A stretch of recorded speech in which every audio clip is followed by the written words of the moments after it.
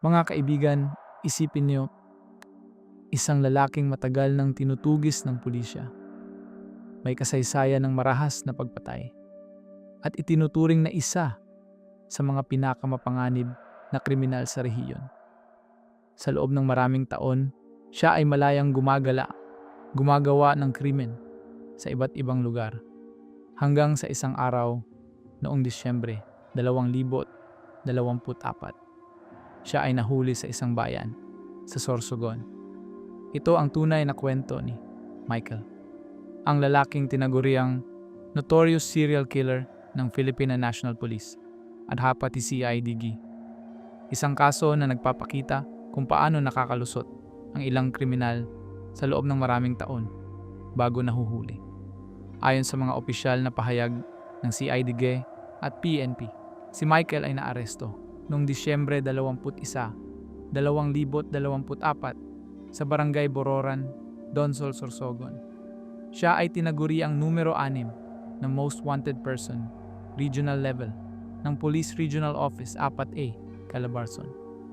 Siya ay may 2 active warrants of arrest para sa homicide na inisyu ng Regional Trial Court ng Imus City, Cavite.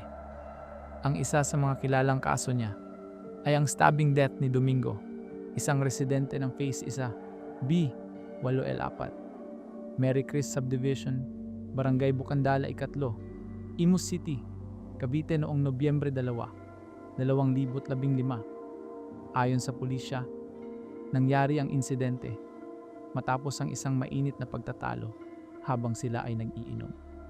Si Michael ay sinasabing sinaksak hanggang sa mamatay ang biktima. Ngunit hindi lang iyon ang kanyang kasalanan. Ayon sa mga ulat, si Michael ay implicated in several heinous crimes, kabilang ang pagkamatay ng 4 na tao sa magkakahiwalay na okasyon. Siya ay inilarawan bilang isang notorious serial killer dahil sa pattern ng kanyang mga krimen. Paulit-ulit na marahas na pag-atake na kumitil ng buhay ng iba't ibang biktima sa paglipas ng mga taon. Ang pag-aresto kay Michael ay bunga ng coordinated operation ng CIDG Cavite Provincial Field Unit kasama ang Cavite Maritime Police Station at Donsol Municipal Police Station. Ito ay bahagi ng direktiba ni PNP Chief Police General Romel Francisco D. Marbil na paigtingin ang kampanya laban sa krimen at hulihin ang mga most wanted persons sa buong bansa. Ayon sa mga opisyal, si Michael ay matagal nang tinutugis dahil sa kanyang kasaysayan ng karahasan.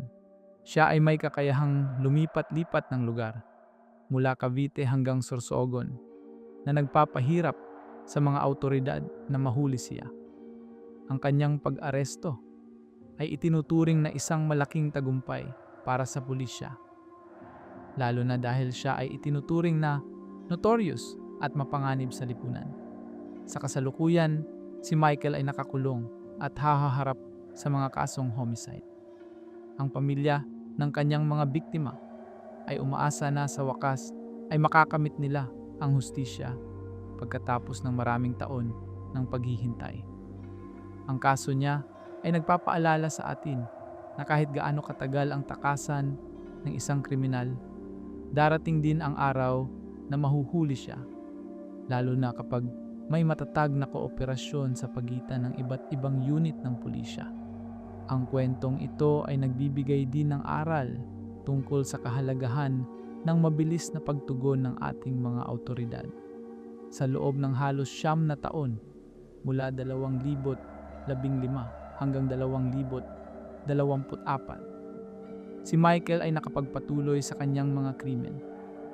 Ito ay nagpapakita na kailangan pa nating palakasin ang sistema ng intelligence at coordination para mas mabilis na mahuli ang ganitong uri ng kriminal bago pa sila makagawa ng mas maraming kasalanan.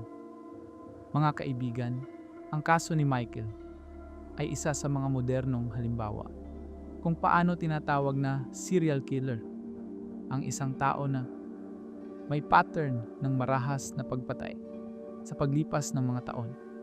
Bagamat hindi pa lahat ng detalye tungkol sa kanyang mga biktima ay nailabas sa publiko, ang katotohanan na siya ay naaresto bilang most wanted person at may kasaysayan ng maraming homicide ay sapat na upang ipakita ang panganib na dala niya. Kung nagustuhan niyo ang kwentong ito tungkol sa isang modernong serial killer na nahuli noong 2024, paki-like at paki-subscribe po kayo sa aming channel.